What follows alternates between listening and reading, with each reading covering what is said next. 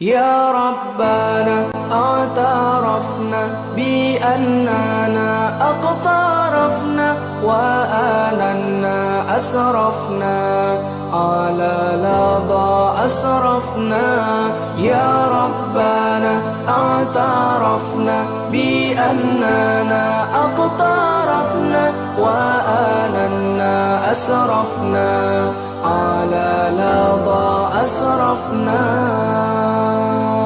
فتب علينا توبة تغسل لكل حوبة واستر لنا العورات وآمن الروعات.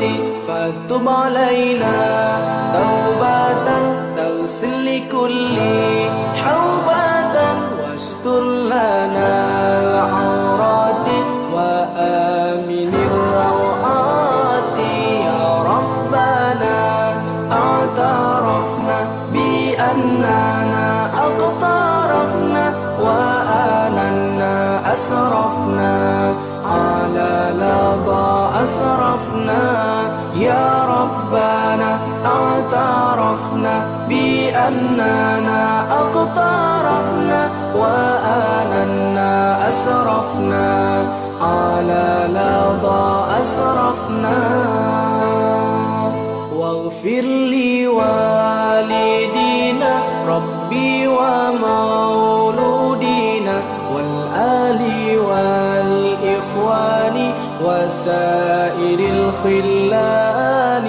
واغفر لوالدينا ربي ومولودينا والآل والإخوان وسائر الخلان. يا ربنا اعترفنا بأننا أقترفنا وآننا أسرفنا.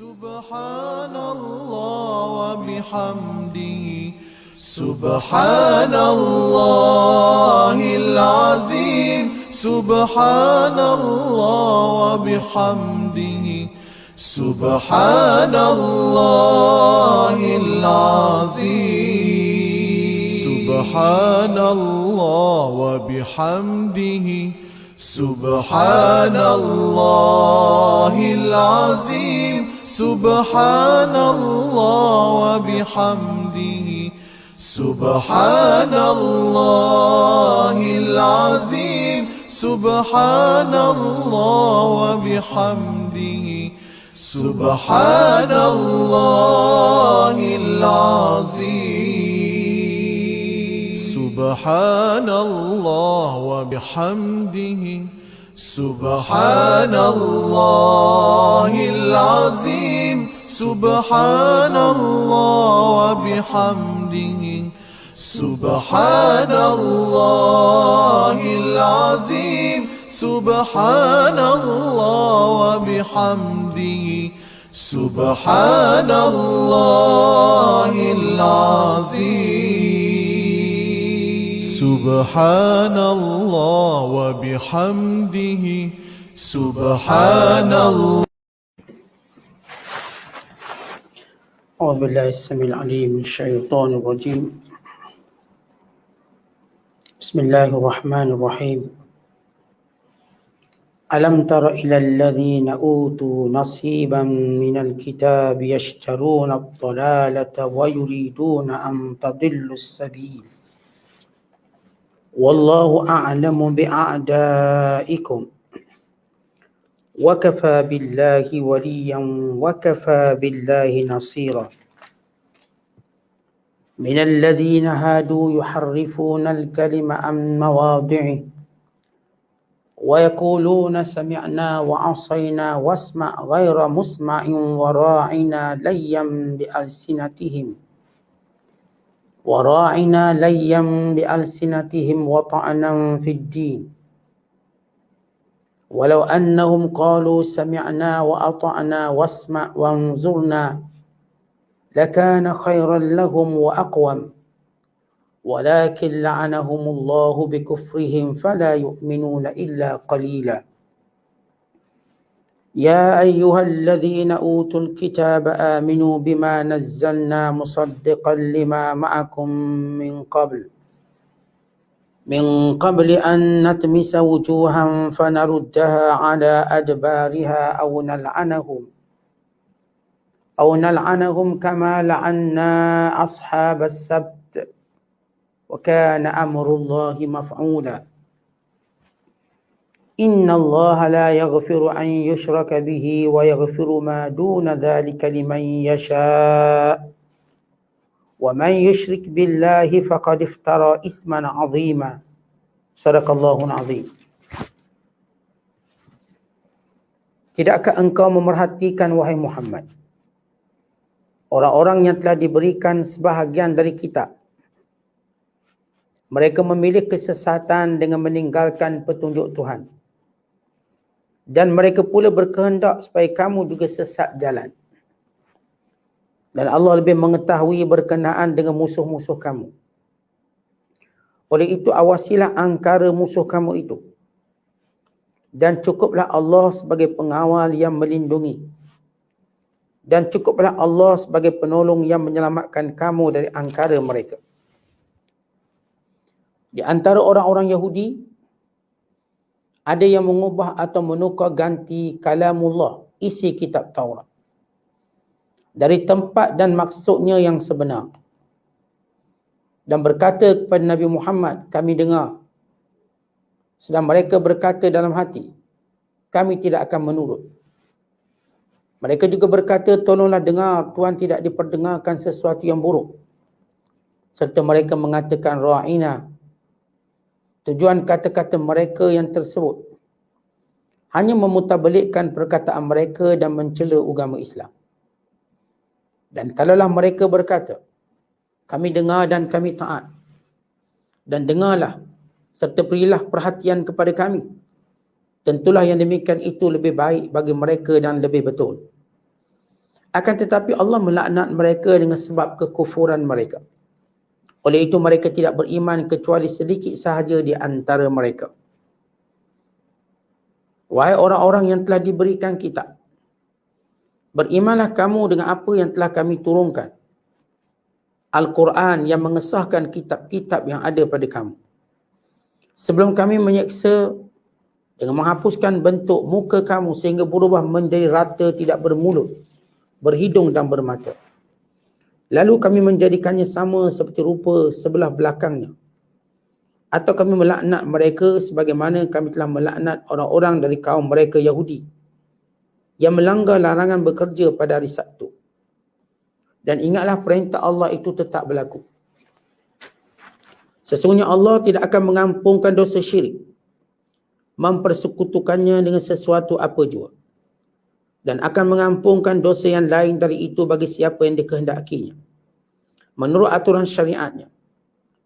Sesiapa yang mempersekutukan Allah dengan sesuatu yang lain, maka sesungguhnya ia telah melakukan dosa yang besar. Ayat yang ke-44 sehingga ayat yang ke-48 yang kita bacakan pada malam ini masih lagi dalam surah An-Nisa, surah yang keempat pada juzuk yang kelima. Ayat-ayat yang kita bacakan ini menceritakan tentang watak-watak, perangai-perangai, watak dan kejahatan-kejahatan orang-orang Yahudi. Serta Allah Ta'ala menjelaskan bagaimana kesudahan orang-orang Yahudi tersebut yang sepatutnya mereka beriman kepada Allah dan kepada Al-Quran yang diturunkan, tetapi mereka ingkar. Maka Allah mengancam mereka untuk dilaknat sebagaimana yang pernah berlaku laknat kepada pelampau hari Sabtu. Yahudi yang melampau perintah Allah pada hari Sabtu. Bahkan Allah mengancam mereka dengan dihilangkan wajahnya. Tak ada mata, tak ada hidung dan tak ada mulut. Sehingga muka mereka menjadi lurus, atau dengan kata lain, hilang segala panca indera pada wajah. atau mereka akan dikalahkan selama-lamanya. Dan Allah Ta'ala mengingatkan kepada semua manusia, siapa sahaja yang mensyirikkan Allah tidak akan diampuni. Dan siapa sahaja yang mendustakan Allah, dia melakukan dosa yang amat besar. Kalau sebelum ini kita baca ayat yang ke-43, bahkan sebelum itu menceritakan tentang perintah-perintah Allah kepada orang beriman. Menyebut bagaimana orang beriman melaksanakan perintah Allah dan tidak membantah perintah Allah SWT. Maka Allah memberi contoh bagaimana patuhnya orang beriman melalui ibadat solat. Daripada pengharaman melakukan solat dalam keadaan mabuk sehinggalah diharamkan terus arak, maka orang beriman ternyata patuh dan taat. Dan Allah Ta'ala memerintahkan orang beriman bertayamum dengan tanah, dengan debu yang bersih. Maka orang beriman juga tak banyak dolak dalihnya, terus taat dan patuh kepada Allah Ta'ala. Mereka yang disebut sebagai orang-orang yang mendapat pahala yang besar. Namun pada ayat ini pula dia beri contoh orang yang paling degil sekali. Kalau sebelum ini diceritakan watak orang beriman tunduk patuh dengan perintah solat, perintah meninggalkan arak, perintah untuk mandi wajib, perintah berwuduk, perintah bertayamum. Maka perintah-perintah tersebut orang beriman dengan mudah mematuhinya. Walau bukanlah senang meninggalkan arak yang sekian lama diminum, tapi orang beriman yang sebenar iman boleh tinggalkannya. Bukan senang daripada selama ini lalai untuk solat. Bukan senang selama ini tak pernah peduli mandi wajib, tiba-tiba disyariatkan mandi junub dan mereka mematuhinya. Bukan disyariatkan berwuduk, bukan disyariatkan bertayamum. Tuan-tuan kalau fikir, buat apa nak guna debu letak kat muka? Buat apa nak letak debu kat tangan? Kalau tak ada air, sudahlah. Tetapi nak tunjuk betapa patuh orang beriman, kalau Allah suruh debu pun mereka buat. Kerana mereka yakin di sebalik perintah Allah itu pasti ada kebaikan. Dan sifat mereka yang tidak berdolak dalih. Lalu Allah menyebut satu watak yang berdolak dalih. Satu watak yang derhaka kepada Allah. Dia dengan sebenar-benarnya. Itu watak Yahudi. Lalu Allah berfirman, Alam tara ila alladhina utu nasiban minal kitab. Tidakkah engkau wahai Muhammad melihat watak-watak orang-orang yang dahulunya diberi kitab, yang diberi Taurat. Yang dimaksudkan dengan ayat ini ialah orang-orang Yahudi. Ketika mana mereka diberi dengan satu kemuliaan yang besar, iaitu Taurat. Wahyu dari Allah. Lihat bagaimana mereka melihat nilai wahyu. Sepatutnya sesuatu yang datang dari Allah ditatang dengan tatangan yang penuh. Dimuliakan dan dihormati. Yang turun dari langit, wahyu ini. Bukan dari manusia, daripada Allah. Tapi kata Allah, wahai Muhammad, tengok. Mereka dengan wahyu yang kami turunkan pun mereka mempermain-mainkannya. Apatah lagi yang lain. Tidakkah engkau melihat, wahai Muhammad, orang yang telah diberi wahyu itu yashtaruna ad-dalalata, sanggup membeli kesesatan. Wa yuriduna an tadillus sabil, dan bukan sekadar mereka nak sesat, mereka nak sesatkan juga orang lain. Mereka ni memilih sesat dengan mengubah kitab Taurat, dengan menjualnya dengan harga-harga tertentu, menakut tambah hukum hakam. Dan kita tahu bahawa penulisan Taurat selepas 500 tahun kewafatan Nabi Musa. Musa dah wafat 500 tahun baru mereka tulis Taurat. Dan mereka tak jumpa Taurat asli. Mereka cuma jumpa cepisan-cepisan Taurat. Lalu apa mereka buat? Mereka melengkapkannya dengan kata-kata mereka. Dan mereka menukuk tambahnya dengan apa yang mereka fikirkan perlu. Lalu mereka buang, mereka tambah ikut hawa nafsu. Kerana itu Allah Ta'ala menyebut kelompok ini, bila mana mereka mendapat Taurat, bukan mereka nak berdoa kepada Allah supaya disempurnakan Taurat. Supaya Allah tunjuk mereka bagaimana memperbetulkan. Atau bagaimana mereka nak mencari yang lain-lain yang hilang. Tapi apa yang mereka buat? Mereka terus takut tambah. Mereka terus mengubahnya. Dan mereka sesat dan ingin menyesatkan orang lain. Wallahu a'lamu bi'a'daikum. Dan Allah, wahai Muhammad, amat mengetahui musuh-musuh kamu. Dan ayat ini, Allah Ta'ala menjelaskan musuh sebenar orang Islam, orang beriman, ialah orang Yahudi. Dan kalau kita tengok dalam sejarah pun, memanglah musuh sebenar orang Islam Yahudi. Yang memporak-perandakan orang Islam Yahudi. Yang menanam benih-benih kebencian sesama orang Islam Yahudi. Sebagaimana mereka lakukan pada Aus dan Khazraj. Mereka terus melaga-lagakan umat Islam, negara umat Islam. Mereka terus merasuah pemimpin-pemimpin Islam untuk terus menimbulkan huru-hara dalam negara mereka. Ini permainan Yahudi. Kerana itu Allah berfirman, Wallahu a'lam bi'a'daikum. Allah tahu musuh-musuh kamu. Allah yang kita tahu bila kita buka Quran, watak jahat yang paling banyak Allah tunjukkan ialah watak-watak Yahudi. Buka Quran. Beratus ayat tentang kejahatan Yahudi. Dengan khianat, dengan menipu, dengan meminda Taurat, mengubah mengikut selera, bahkan dengan membunuh nabi-nabi. Wa yaqtulunal anbiya'a bighairi haqq. Mereka bunuh nabi-nabi. Mereka bunuh Zakaria, mereka bunuh Yahya, mereka bunuh yang lain-lain. Dan mereka membunuh orang-orang baik. Wa yaqtuluna alladhina ya'muruna bil qisti minan nas. Dan mereka bunuh siapa yang ajak buat kebaikan pun mereka bunuh. Dan tidak cukup, kata ulama, kejahatan Yahudi bukan cerita kejahatan dulu. Bahkan kejahatan itu akan terus berakar umbi dalam hati mereka terhadap umat Islam dan terhadap para nabi. Sebab itu Allah kata, aku kenal musuh kamu. Tapi malangnya di kalangan orang yang tak ambil pengajaran masih belum kenal musuh kita. Kita masih belum kenal Yahudi itu musuh kita. Akhir sebahagiannya puji Yahudi pula. Sebahagian pula nak contoh Yahudi. Sebahagian pula memuji Yahudi. Kononnya mereka bangsa cerdik. Mereka bangsa khianat, penipu. Tuhan tak pernah sebut pun Yahudi ni bangsa cerdik. Tapi kita tuan-tuan ditipu, kononnya Yahudi lah bangsa cerdik. Bangsa paling bijak. Yahudi lah yang buat benda tu, benda ni. Sebenarnya tidak. Yang cerdiknya orang-orang beriman. Tetapi orang beriman, mereka ini telah ditipu untuk mengatakan mereka tak bijak. Orang beriman seperti gajah yang telah diikat kaki daripada kecil. Kononnya mereka tak kuat melepaskan diri mereka. Walau sekarang mereka dah besar, dengan satu hentakan mereka boleh meruntuhkan seluruh khemah. Tapi mereka masih ditipu. Kononnya Yahudi cerdik, Yahudi kuat, Yahudi itu, semua Yahudi.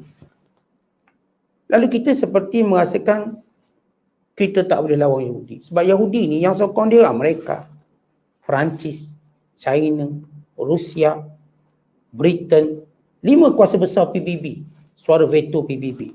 Yang sokong dia sekian negara. Norway sokong dia, Sweden sokong dia, India sokong dia. Lalu kita ditunjukkan negara-negara penyokong Yahudi. Sehingga Yahudi mengatakan kami tentera yang tak boleh dikalahkan. Walhal mereka sentiasa kalah dalam perang. Tentu bila Yahudi menang perang? Soalannya. Daripada perang Qainuqa, Nadir, Quraizah, perang Khaybar. Bila mereka menang perang dengan makna sebenar? Mereka tak pernah menang. Mereka membohongi orang dan masyarakat mereka menang. Mereka tak menang apa-apa pun. Mereka masih lagi terkial-kial mencari negara mereka. Mereka masih terkial-kial untuk mendapat pengiktirafan negara kecil mereka tadi. Walau mereka cuba berjaya menormalisasikan dengan beberapa buah sekutu mereka.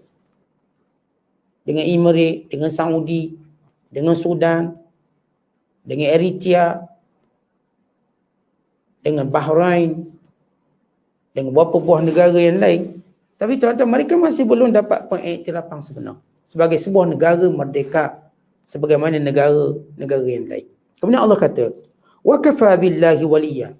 Sebenarnya dalam menghadapi orang Yahudi cukuplah Allah sebagai pembantu kamu.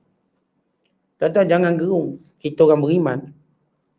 Kalau Yahudi tu dia banyak penolong dia. Kita dengar ni Amerika belakang dia. Ni lah. Jangan, cukup Allah pembantu kita. Sebab nak lawan Yahudi, orang beriman dalam dirinya mesti ada Allah. Baru boleh lawan. Sebab was-was yang ditanamkan oleh Yahudi itu terlalu besar. Was-was syaitan, was-was dajjal. Yang bermain di minda orang Islam. Seolah-olah Yahudi segala-galanya. Walau Yahudi ni tak ada apa-apa. Kita ingat macam Yahudi is everything. Tapi mereka ini nothing. Tak ada benda. La syai'. Tapi dah lama kita dijajah pemikiran. Lalu Allah ingatkan kita. Nak lawan musuh ini, cukup Allah sebagai penolong, pembantu kita. Wa kafa billahi nasira. Dan Allah Ta'ala yang memberi kemenangan kepada kita. Minalladhina hadu. Di kalangan orang-orang Yahudi itu, kata Allah. Yuharrifunal kalim. Memang suka mengubah wahyu Allah. Yuharrifun, ubah tempat. Ubah makna. Ubah penafsiran. Yang namanya ngubah-ngubah, itu yang mereka buat. Bahkan mereka mengubah gelaran. Nabi-nabi yang jujur, mereka gelar dengan gelaran yang tidak jujur. Umpamanya, bagaimana sebagai dicatat dalam kitab Safat Takwin dan kitab Taurat. Bila orang-orang Yahudi, mereka menuduh, kita tahu mereka tuduh Nabi Muhammad SAW dengan pelbagai tuduhan. Sebagaimana mereka tuduh Nabi Sulaiman penyembah berhala. Mereka menuduh Nabi Yaqub pencuri.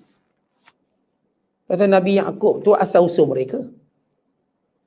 Tapi mereka catat dalam kitab Taurat bagaimana Nabi Allah Yaqub mencuri. Dan Nabi Allah Isa itu Nabi yang bodoh. Apa ceritanya? Ini yang mereka catat dalam kitab Safat Takwin. Ini kitab Taurat. Mereka menceritakan bila mana Nabi Allah Yaqub, Nabi Allah Ishaq AS dah tua, lalu buta mata. Maka menjadi kebiasaan ni pada pahaman Yahudi bahawa jawatan kenabian diturunkan kepada anak sulung. Anak sulung Nabi Ishaq namanya Isu. Maka kata Ishaq kepada Isu, wahai Isu, pergi cari kambing jantan. Pergi buru kambing jantan dan masak bakar, bawa pada aku untuk aku doakan keberkatan untukmu dan kita makan sama-sama. Doa keberkatan maknanya untuk mendoakan supaya kamu jadi Nabi penggantiku. Lalu ibu kepada Isu, dia tak suka Isu jadi Nabi. Dia nak Yaqub jadi Nabi. Yaqub ni anak kecil kepada Ishaq. Maka dia panggil, Yaqub sini Yaqub. Panggil Yaqub. Kau pergi cari kambing. Kemudian kau pakai baju abang kamu Isu supaya ayah kamu ni ingat kamu ni Isu. Anak sulung. Mak dia ni tolong Nabi Yaqub cari kambing. Kemudian suruh pakai pakaian Isu dan menyamar. Isu ni pergi cari kambing lagi. Mak pada Isu dan juga mak pada Yaqub. Sebab mak dia ni atau isteri Ishaq suka biar Yaqub jadi Nabi bukan Isu. Lalu apa yang dibuat? Ini saya buat ringkasan apa yang disebut dalam Safat Takwin. Itu kitab Yahudi ataupun kitab Taurat. Lalu Nabi Yaqub pun datang.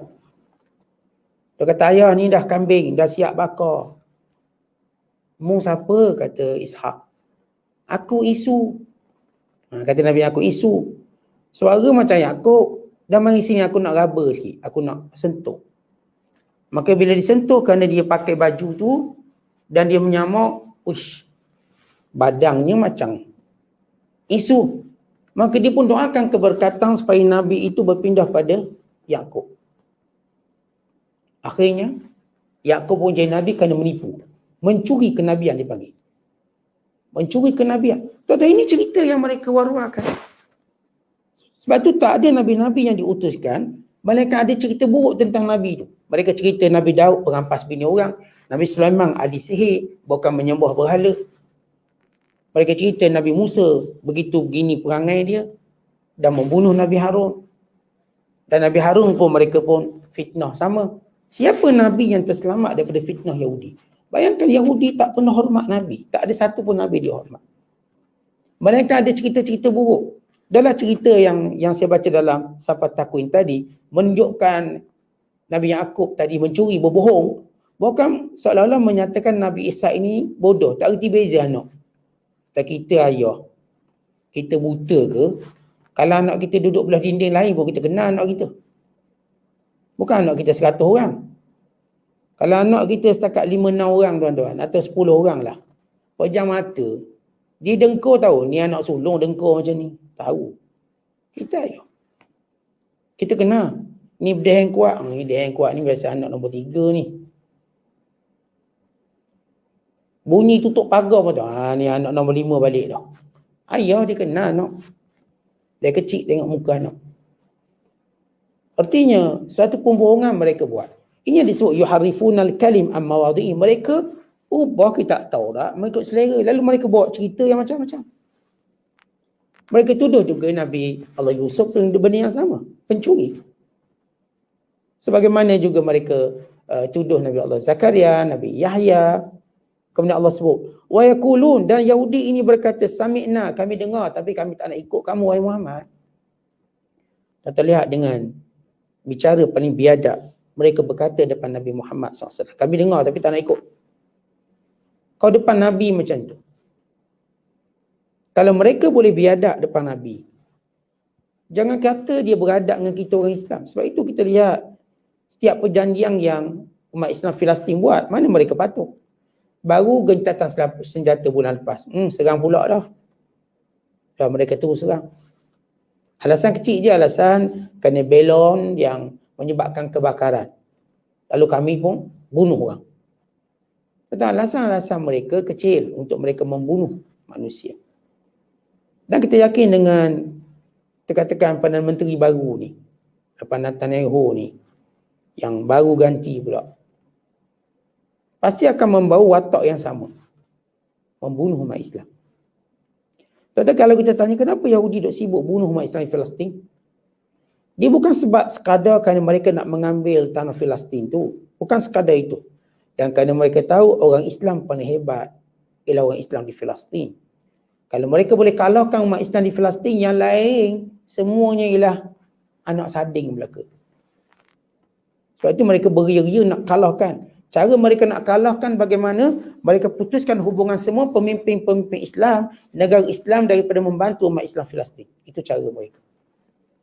Biar Mesir tak tolong, biar Qatar tak tolong, biar Iraq tak tolong, biar Emirates tak tolong, biar Saudi tak tolong, biar Yaman tak tolong, biar Malaysia tak tolong, Indong tak tolong. Mereka akan buat macam-macam.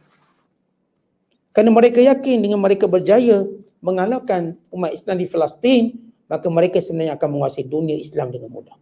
Tapi Masya Allah, Nabi dah janji umat ini akan sentiasa bangkit. Bertahan, tidak akan dikalahkan walau apa pun berlaku. Walaupun dibiarkan terkontang-kanting seorang diri berperang, mereka tetap akan bertahan. Kerana ini janji Allah dan Rasul. Dan itu yang kita lihat. Macam mana pun di pulau tidak dipedulikan oleh orang Islam, mereka tetap kuat. Kemudian Allah menyebut, wasma' ghaira musma'in. Mereka tidak mendengar dengan sebenar-benar pendengaran. Artinya kalaulah mereka dengar, tapi mereka buat tak dengar. Dengar mereka bukan untuk ikut. Kata kita kan kalau duduk dengar kuliah, duduk dengar ceramah, dengar kita nak ikut, kita nak ubah. Orang Yahudi tak, mereka bukan dengar nak ikut, jauh sekali nak ubah. Dengar mereka sekadar dengar untuk menganjing, untuk memperli. Wara'ina layyam bi'alsinatihim. Lalu mereka menghina dengan mulut-mulut mereka. Perkataan wara'ina layyam bi'alsinatihim, yakni mereka menghina dengan lidah-lidah mereka. Wa ta'nan fid din, dan menghina agama. Sebab itu orang Yahudi tuan-tuan, mereka buat satu cara bagaimana nak hina agama Islam. Mereka tahu kalau mereka menghina agama Islam, akan ditolak penghinaan. Lalu mereka melatih segelintir orang Islam, khususnya orang-orang munafik ini, untuk menghina Islam dari dalam. Akhirnya kita dengar lidah-lidah yang menghina agama. Tuan-tuan tak akan dengar Yahudi menghina agama Yahudi, walau teruk seleweng dia. Walau bunuh Nabi, mereka tetap redha dan setuju. Dan mereka bila nak menghina agama kita, mereka tak mungkin dapat menghina direct. Lalu mereka melatih. Lalu mereka membentuk kelompok-kelompok orang Islam yang lemah agama, yang jahil, yang bodoh. Yang boleh dibeli dengan duit dan jawatan. Yang boleh dibeli dengan kemewahan untuk menjadi lidah-lidah mereka. Akhirnya kita dengar kelompok-kelompok orang Islam yang menghina agama. Yang menolak pembahagian faraid. yang menolak poligami, yang menolak sistem perkahwinan, yang menolak banyak undang-undang dalam Islam. Ini tuan-tuan, siapa yang menghina? Kalau kita tengok latar belakang orang ni yang menghina agama kita, daripada mana mereka belajar? Mereka bukan belajar sekolah agama, mereka bukan belajar pondok-pondok, mereka bukan belajar institusi Islam. Tapi mereka dilatih oleh barat, oleh sistem pendidikan mereka. Akhirnya datang orang Islam ni yang menghina solat. Datang yang menghina puasa, yang menghina menutup aurat. Datang yang menghina pelbagai hukum hakam agama. Dan mereka sengaja untuk menyemarakkan perbalahan sama orang Islam. Mereka membentuk izam-izam, fahaman-fahaman ideologi yang buruk, mereka ekspor ke negara Islam. Lalu orang Islam sebahagiannya celaru dengan agama. Aneh. Saya katakan Yahudi, mereka tak hina agama dia. Mana ada Yahudi tulis tentang agama dia, memburuk-burukkannya. Jauh. Tetapi dah ada orang Islam yang memburuk-burukkan ajaran agama. Menolak pensyariatan puasa, haji, menutup aurat, pembahagian pusaka, hukum Islam dalam bab poligami, hukum Islam dalam bab-bab yang lain. Baik ini ta'nang fiddin, penghinaan agama. Walau annahum, kalau Yahudi ini kata Allah. Qalu sami'na, kata kami dengar, kami patuh. Wasma, dan kami benar-benar ingin perhatian daripadamu wahai Muhammad. Wangzurna, tolong beri perhatian pada kami. Lakana khairul lahum, nescaya baik untuk mereka. Kalau mereka dengar baik-baik dengan apa yang Rasulullah SAW sampaikan. Kalau ada yang mereka iskal, mereka ragu-ragukan, mereka bertanya dan minta Rasulullah SAW berikan perhatian untuk soal jawab mereka, lakana khairul lahum, ya benar. Dan diri manusia ni tuan-tuan ada pelbagai iskal, pertanyaan, persoalan. Tidak salah kita menceritakan persoalan yang menghantui diri kita. Saya ingat bila ada seorang hamba Allah, dia nak masuk Islam. Antara soalan yang saya tanya dia, dan ini soalan-soalan yang saya akan tanya kepada mana-mana orang-orang yang memeluk Islam. Yang saya, Alhamdulillah, Allah beri satu nikmat mengislamkan beberapa orang dalam pengalaman dakwah kita yang tak seberapa ini. Antara benda saya akan tanya, apa yang menimbulkan persoalan dari diri kamu? Maka mereka pun kata, kami tengok dalam Quran ni begini, kami tengok dalam hadis ni begini. Sila, kita minta. Apa yang jadi iskal, apa yang jadi keraguan, sila keluarkan. Lalu kita terangkan. Kita jelaskan. Sebab tuan-tuan, kita tak boleh membendung persoalan-persoalan yang timbul. Tak boleh. Sebab itu fitrah. Manusia ni kan suka bertanya. Dan apa yang dilihat jadikan konstruksi. Ada seorang yang baru memeluk Islam. Dan hari ini Alhamdulillah dia jadi pendakwa. Bila dia duduk dengan saya, dia katanya, Ustaz, saya nak tanya banyak persoalan yang menjadi keraguan saya. Maka ditanya satu persatu persoalan. Alhamdulillah kita jawab. Jawab berdasarkan hujah yang kita tahu. Lalu dia rasa macam seronok. Walau dia dah lama memeluk Islam, masih ada. Dan kita pun. Kadang-kadang kalangan kita ada persoalan tentang Islam. Tak ada masalah kita minta ustaz-ustaz kita tolong beri masa ustaz untuk jelaskan pada kami beberapa iskal, beberapa kemuskilan kami tentang hal agama. Kenapa Islam menjadikan begini, begitu? Hikmahnya apa ustaz? Maka ini tidak salah. Kalau itu Allah sebut pada orang Yahudi. Kalau mereka berkata, kami dengar, kami patuh, wasma, tolong berikan perhatian kepada kami, wangzurna, tolong beri waktu kepada kami untuk persoalan-persoalan kami, lakana khairal lahum wa aqwam, nescaya itu lebih baik. Dan itu akan mengukuhkan lagi akidah kamu. Kukuh. Tentang sebahagian Yahudi datang, tanya Rasulullah SAW. Wahai Muhammad, kami nak tanya, bagaimana terjadi lelaki dan perempuan? Kami nak tanya tentang lelaki yang tawaf dunia. Kami nak tanya tentang pemuda yang tidur dalam gua. Maka Rasulullah jawab, yang menandakan dia Nabi. Dan sebagian mereka tanya, wahai Muhammad, bila seorang itu makan dalam syurga, mana perginya makanan? Kalau kamu kata dalam syurga tak ada berak, tak ada kencing. Lalu kata Nabi SAW, bila seorang makan, apakah semua dia berak, dikeluarkan? Jawabnya tidak. Sebahagian dikeluarkan, sebahagian lagi duduk kat mana? Dia pergi ke tubuh. Maka makanan syurga itu semuanya baik, maka semuanya ke tubuh. Kita tuan-tuan kalau kita makan, sekilo lah kita makan. Kita makan ni daging harimau menangis sekilo, cicau roti. Adakah lepas tu kita berak sekilo? Macam tu ke kiraan kita? Makan sekilo, berak sekilo. Mungkin kita berak sikit, mungkin tak berak 2 hari tu. Pemakan daging harimau menangis ni, tak berak 2 hari. Lepas tu makan benda lain pula. Duk kira-kira makan dia 5 kilo. Itu tak campur buah-buahan, tak campur air. Tapi bila kita qada ajat, berapa? 1,5 kilo je keluar. Mana pergi yang lain? Yang lain mungkin sebab dia makanan baik, dia pergi pada darah daging kita. Maka makanan syurga semua baik-baik. Maka dia tak akan keluar melainkan dia akan pergi ke tubuh semua. Kerana itu Allah jadikan tubuh ahli syurga sesuai untuk meresap semua makanan tersebut. Tubuh kita tuan-tuan kat syurga bukan besar ni. Nabi dah sebut tubuh kita ketinggian Adam. Adam, makhluk paling tinggi dalam dunia. Nabi Adam ni besar pada dinosaur lagi. Dinosaur tu kecil. Dinosaur tu macam anak ayam. Tapi kita ditipu dengan sejarah. Kononnya manusia zaman dulu kecil, binatang besar. Tak. Adam diturunkan, dia lah makhluk paling besar sekali. Makhluk lain kecil. Makhluk lain kalau kita sebut ada T-Rex lah apa. Itu macam ayam hutan je tuan-tuan. Boleh tangkap macam tu je. Tapi kita belajar sejarah halal kafir. Memanglah dia ajar kita ni kecil. Jumpa binatang raksasa besar, dinosaur. Lepas tu kita pula tak pakai baju, telanjang. Lepas tu suara pun tak bunyi huha-huha macam gitu. Itu sejarah orang kafir. Sebab dia bodoh, cara cerita sejarah dia bodoh.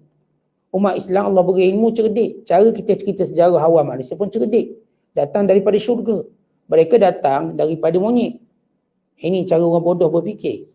Orang Islam Allah beri panduan dan wahyu. Kita datang daripada Adam. Adam tu duduk kat syurga. Berkahwin di syurga. Kemudian turun di muka bumi. Berkembang biak zuriat keturunannya. Adam turun sebagai makhluk paling alim sekali. Bukan ilmunya tidak diketahui oleh malaikat. Dia alimnya. Maka dia kenal semua. Maka tuan-tuan lihat. Orang dulu duk kata orang dulu. Bila dia muncul tak tahu apa, tak ada ilmu. Nulis tak pandai. Boleh lukis je. Lukis pun kat gua-gua. Tuan-tuan ini. Mereka duk kaji orang asli. Akhirnya mereka jumpa. Konstruksinya begitu. Ya sentiasa orang bodoh. Cara konstruksinya pun bodoh. Orang cerdik. Konstruksinya pun cerdik. Maka ini kisah sejarah manusia. Kemudian Allah sebut. Walakin la'anahumullah. Tapi Allah melaknat Yahudi. Bikufrihim, kerana kekufuran mereka. Kerana tuan-tuan kufur tadi bukan kufur jahil. Kufur engkar dengki. Khianat. Kufur Yahudi ini bukan kufur jahil. Kita ingat. Ia bukan kufur jahil. Tak macam kufur agama lain. Kufur mereka ialah kufur benci, dengki, kufur keras kepala, melawan, dan kufur mereka ialah kufur yang mempermain-mainkan. Menghina.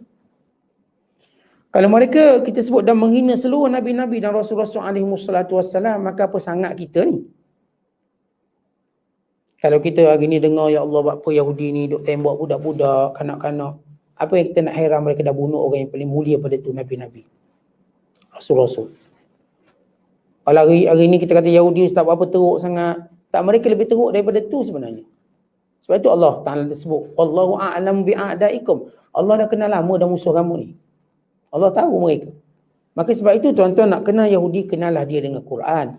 Jangan kenal dia dengan mulut orang, jangan kenal dia dengan pergaulan. Nescaya kita nampak macam Yahudi ni hebat sangat. Yahudi, Allah dah sebut dia laknat kerana kekufuran mereka. Fala yu'minuna illa qalila. Tidak beriman di kalangan mereka melainkan sedikit. Dan mereka menjadi bangsa laknat.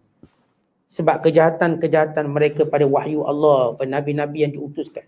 Bukan penolakan mereka pada Nabi Muhammad sallallahu alaihi wasallam.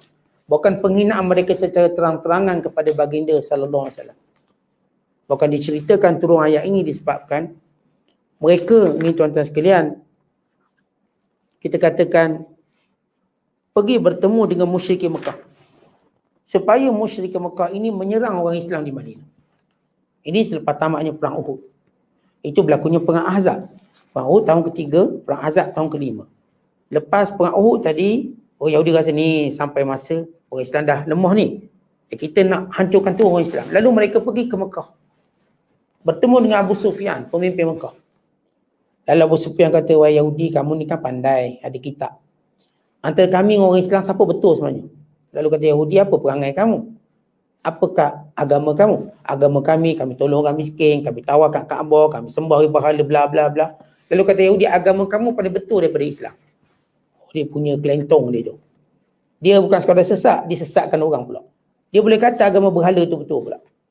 Padahal dia terang-terang berkata sebelum ini agama berhala tu salah. Sebagaimana mereka salahkan orang Aus dan Khazraj sebelum hijrahnya Nabi SAW. Tapi oleh kerana benci pada baginda SAW, mereka boleh kata betul puak-puak musyrik Mekah. Akhirnya berlaku gabungan untuk menyerang kota Madinah Al-Munawwarah. Kemudian Allah Ta'ala menyebut, Ya ayyuhalladzina utul kitab, wahai sekalian orang yang diberikan kitab. Ayat ini masih lagi dimaksudkan dengan orang Yahudi. Walaupun ahli kitab ni Yahudi dan Kristian, tapi dalam Quran banyak bila sebut ahli kitab ini khusus pada Yahudi. Sebab mereka, orang-orang Kristian sudah longgar pegangan mereka dengan kitab. Dah longgar. Bukan banyak kita jumpa orang Kristian sebenarnya tak ada agama. Nama je Kristian tak ada agama. Mereka tak terikat apa-apa. Mereka tak pernah ke gereja, mereka tak pernah baptis. Mereka tak pernah membaca even kitab Injil. Bahkan mereka tak ada sistem pendidikan Kristian yang kita katakan yang sistematik. Hampir kita tengok orang Kristian kat dunia hari ini ialah orang yang tak punya agama. Mereka macam free thinker. Mereka macam kelompok-kelompok yang kita katakan tak bertuhan. Tapi secara umum mereka kata kami masih Kristian. Tapi ada satu survey menceritakan waktu mereka temuduga penganut Kristian, soalan ditanya pernah ke gereja. Yang ni kata tak pernah, ni bertahun tak pernah. Yang ni kata pergi pun tapi kami tak buat pun apa dalam ritual. Yang ni kata kami cuma pernah berbaptis sekali lepas tu tak pergi-pergi sampai sekarang. Kata-kata Kristian tak beragama. Tapi orang Yahudi ni tuan-tuan, memang mereka ada dasar pendidikan agama Yahudi. Anak-anak mereka diwajibkan membaca Taurat. Bila anak perempuan mereka berusia 13 tahun, satu cara untuk menandakan mereka baligh ialah mereka mesti membaca Taurat. Untuk mendapat pengijazahan daripada Rabai atau disebut sebagai pendeta Yahudi. Barulah mereka diakui sebagai Yahudi. Dia ada upacara pengyahudian. Sebab itu kita nampak Yahudi ni lebih kuat berpegang pada kitab berbanding Kristian. Tapi mereka pegang dengan makna, bukan pegangan sebagai orang yang beragama. Pegangan sebagai orang yang sombong, orang yang sesat. Maka Allah kata, wahai orang yang diberikan kitab, berimanlah kamu dengan apa yang diturunkan. Musaddiqan lima, kerana Al-Quran yang diturunkan juga menceritakan tentang Taurat kamu. Injil kamu yang sebenar-benar. Yang kamu duk meraba-raba mencari mana sebenar ajaran Taurat ini, Allah beritahu dalam Quran ada. Sebahagian yang dipinda oleh datuk nenek moyang kamu dulu. Min qabli an natmisa wujuhan, sebelum kami membinasakan kamu. Allah sebut dalam ayat ini, natmisa wujuhan, kami ratakan wajah kamu. Biar hidung tak ada, bulu kening tak ada, mata tak ada, mulut tak ada, flat macam tu. Setengah ulama menyatakan ini di antara bala Allah pada Yahudi. Allah menjadikan mereka tidak berwajah lagi. Sebagaimana Allah pernah menjadikan mereka sebagai kera dan babi. Setengah ulama kata yang dimaksudkannya ialah mereka berada dalam kekalahan. Sebab itu Allah sebut selepas itu, fanaruddaha ala adbariha, lalu kami jadikan dia seperti belakang. Mana orang ni kalau dia cabut lagi, mula-mula kan ngadap macam ni, paling belakang. Sehingga nampak rata belakang. Lari kecil kepala. Kalau kamu saya sebut lari sampai kecil-kecil kepala. Mana nampak belakang je, rata. Seperti mata, telinga, hidung dah tak boleh berfungsi dalam keadaan kalah. Terhina. Maka ini maksud. Mereka akan dikalahkan. Aunal anahum, atau mereka akan dilaknat sebagai dilaknatnya orang-orang yang melampau pada hari Sabtu. Kita dah baca dahulu dalam surah Al-Baqarah. Sekelompok yang berkata, Allah mengharamkan kami bekerja hari Sabtu.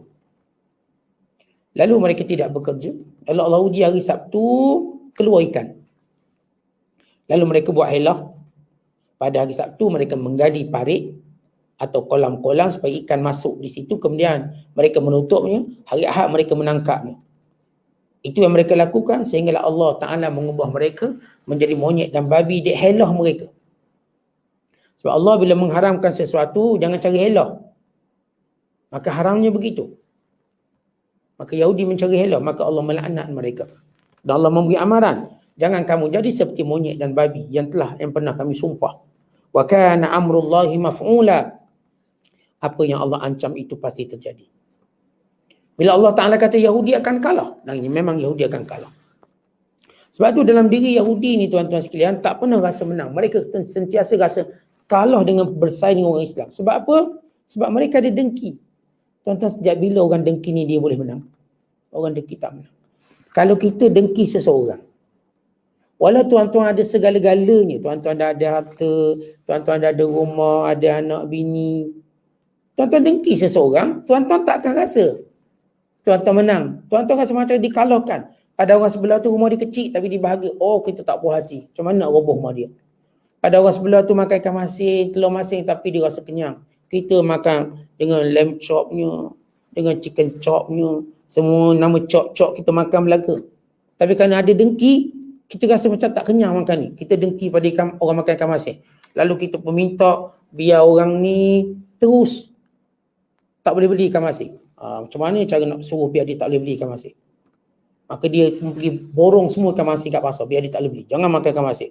Kawan ni makan pula benda lain, ikan bili. Dia borong pula orang dengki. Tentang orang dengki, pernah tak dalam hari mereka rasa menang? Tak pernah menang. Dengki itulah sifat orang kalah. Itulah yang ada pada Yahudi. Yahudi ada sifat dengki, sifat orang kalah. Orang beriman tak ada dengki. Bahkan kita sentiasa diingatkan oleh Nabi kita sallallahu alaihi wasallam, iyyakum wal hasad fa innal hasad ya'kul hasanat kama ta'kulun narul hatab. Jauhilah kamu daripada sifat dengki, kan dengki itu akan menghapuskan amalan kamu sebagaimana api memakan kayu api. Oleh sebab itu Allah Ta'ala menegaskan bahawa ancaman Allah pasti akan berlaku. Kita katakan bahawa Yahudi akan kalah. Dan Yahudi itu memang ada jiwa kalah. Kenapa mereka ada jiwa kalah? Mereka ada jiwa dengki pada orang Islam. Padahal di Palestin mereka dah ambil hampir 70% tanah Palestin. Mereka tak puas hati lagi. Nak juga yang 30%. Walau 30% tadi bukanlah tanah-tanah yang selama ni mereka dapat. Tanah-tanah tepi-tepi dah. Dufah Gharbiyah, tepi barat, Gaza, Cipuk je dekat sempadan. Tak boleh mereka nak ambil semua. Dengki. Hatta kalau mereka dapat Palestin semuanya pun, mereka akan nak tempat lain pula. Sebab dengki. Pada siapa? Pada orang Islam. Mereka akan cuba rosakkan semua orang Islam di mana pun berada. Tetapi mereka mulakan di Palestin. Sebab itu tuan-tuan, kita jangan biarkan Palestin itu tewas. Kita kena kuatkan. Kerana kekalahan Palestin berarti kekalahan umat Islam semuanya. Dan kita yakin ia tidak akan berlaku kerana janji Allah terhadap umat Islam. Wallahu a'lam bishawab. Assalamualaikum warahmatullahi wabarakatuh.